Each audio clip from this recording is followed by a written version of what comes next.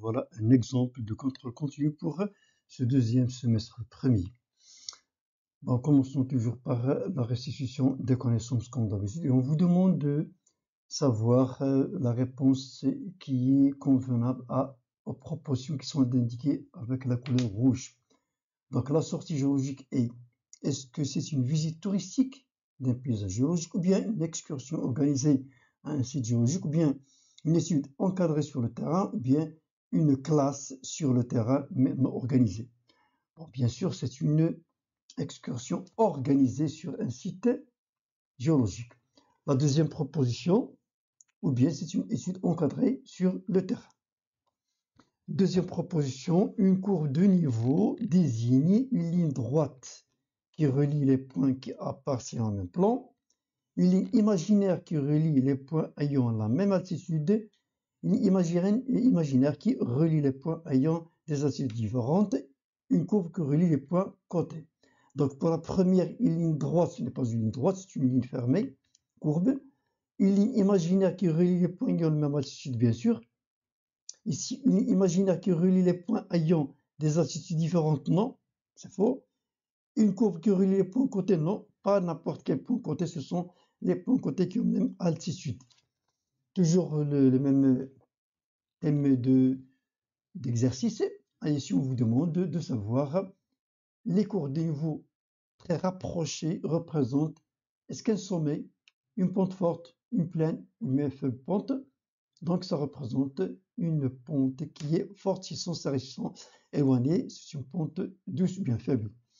Le profil topographique est une quoi? Représentation réduite et plane du relief d'une région donnée, une représentation graphique du relief suivant une ligne, une représentation du couche géologique qui caractérise un site donné, une représentation du couche géologique suivant une ligne.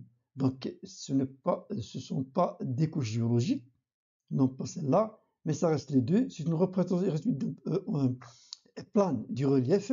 C'est la deuxième proposition qui est valable pour le profil topographique. Et c'est ça la définition qui est convenable. Bon, ici, on vous donne des mots et on vous demande de remplir ce tableau à partir de ça. On a ici, à partir de ces termes-là, quels sont ceux dont on va mettre dans cette case-là les formes du relief. Réseau hydraulique, c'est-à-dire qu'il y a une relation avec l'eau, la végétation, l'affleurement, c'est-à-dire l'apparition de la roche à la surface, et les aménagements de l'eau. Donc pour les formes du relief, on a la falaise, on a les montagnes, on a aussi les collines. Pour les réseaux hydrauliques, qu'est-ce qu'on a? Fleuve, et aussi on a un étang comme un lac. La végétation, bien sûr, on a la forêt.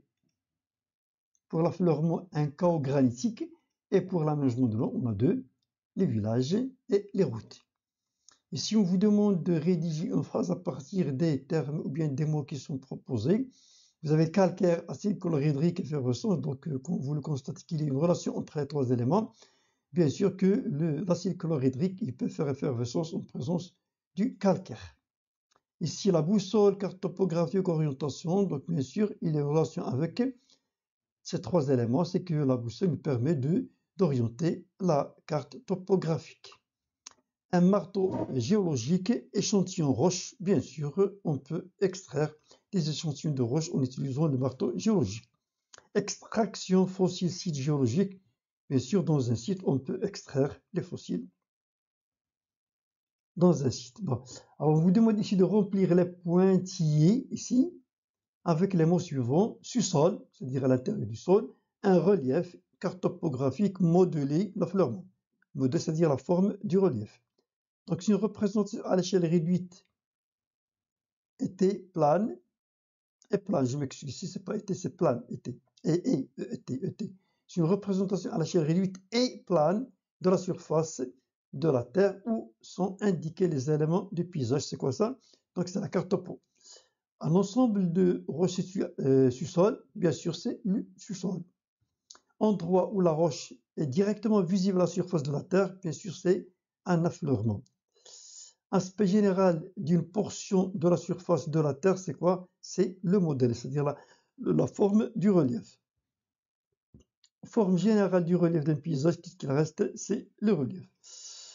Alors, pour les raisonnements scientifiques et la communication écrite et graphique, on vous propose ce document-là qui est une portion d'une carte de la région de Tantan au sud, et vous avez ici un Oued Asgir. Alors, la question demandée, c'est de déterminer l'équidistance des cours du niveau. Donc, essayons de rappeler c'est quoi l'équidistance. Donc, c'est l'équidistance, c'est quoi? C'est la distance entre deux courbes de niveau successives, pas n'importe quelle distance. Alors ici, pour la manière de la faire, vous avez ici des points côté, voilà, qu'on appelle une courbe maîtresse, c'est là, et une autre, ici 500, ici 400. Donc la manière de savoir, qu'est-ce qu'on fait?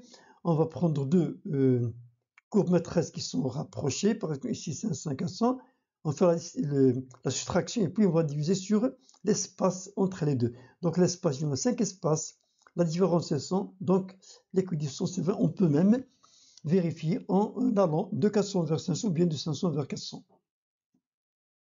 Donc l'équidistance c'est 20 mètres. Deuxième question proposée, représentez sur une feuille de papier millimétré le profil topographique qui passe par les points A et B et décrivez le relief, c'est-à-dire comment il se relief. Donc en allant de A vers B.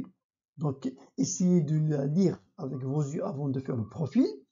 Alors ici vous avez latitude 512.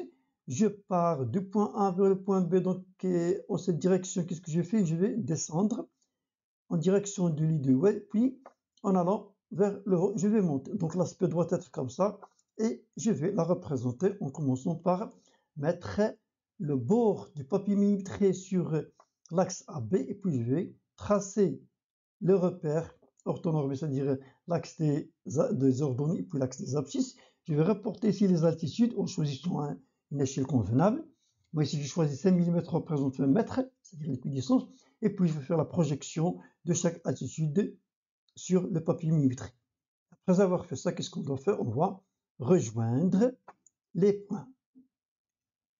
Voilà, et on va compléter notre profil par la légende. Ici c'est l'altitude en mètres, ici c'est la distance en kilomètres, et on doit rajouter aussi quoi? Les échelles. Donc l'échelle des hauteurs c'est 1 sur 1 cm. Ici ça représente 40 000 cm. Et puis les échelles des distances, c'est indiqué sur la carte, c'est 1 sur 100 000. Alors, troisième question, considérant les points cotés sur et au lit de Oued, c'est là, c'est Asgay, province de Tantan, préciser le sens de l'écoulement de l'eau dans ce Oued. Donc, comme vous le voyez, comme vous pouvez le constater ici, vous avez 360, et si je pars dans cette direction-là, vous avez 500. Donc, l'Oued vient d'une latitude qui est haute vers une latitude qui est basse, dans cette direction-là. Voilà. Donc, ici, vous avez le nord, ici, vous avez en bas, l'opposé de le nord, c'est le sud. Donc, le sens d'écoulement de l'eau dans ce Oued est vers le sud-ouest. Merci de votre attention. J'espère que ça vous intéresse pour la préparation de votre contrôle. Et je vais vous laisser avec ce philosophe romain, Sénèque, qui dit que en suivant le chemin qui s'appelle plus tard, c'est-à-dire plus tard je vais faire ça, plus tard je vais travailler, plus tard je vais faire ce travail-là, vous allez arriver sur la place qui s'appelle jamais. C'est-à-dire vous n'allez jamais arriver. Bon courage et à la prochaine fois, Inch'Allah.